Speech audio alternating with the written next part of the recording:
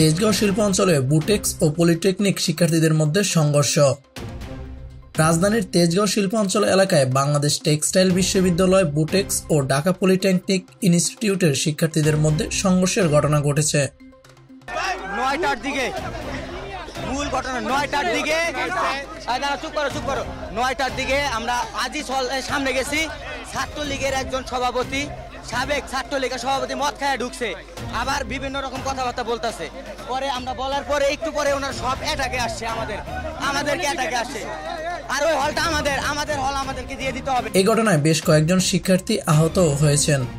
রবিবার ২৪শে নভেম্বর রাত ১০টার পর তেজগাঁও শিল্প অঞ্চল এলাকার বিটাক মোড়ে এই সংঘর্ষের ঘটনা ঘটে। জানা যায়, বুটেক্সের আজিজুল হক ও ঢাকা পলিটেকনিক্যাল ইনস্টিটিউটের লতিফ হলের শিক্ষার্থীর মধ্যে প্রথমে সংঘর্ষের সূত্রপাত হয়। এরপর কয়েক দফা সংঘর্ষের ঘটনা ঘটে। জানা যায়, দুই হলের সিনিয়র ভাইদের কথায় এবং রাজনৈতিক আলাপ নিয়ে এই ঘটনার সূত্রপাত হয়।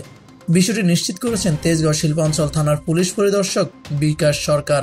তিনি বলেন, হলের শিক্ষার্থীদের মধ্যে মারামারির ঘটনা ঘটেছে, তবে পরিস্থিতি নিয়ন্ত্রণে ব্যস্ত থাকায় তিনি আর বিস্তারিত কিছু বলতে পারেননি।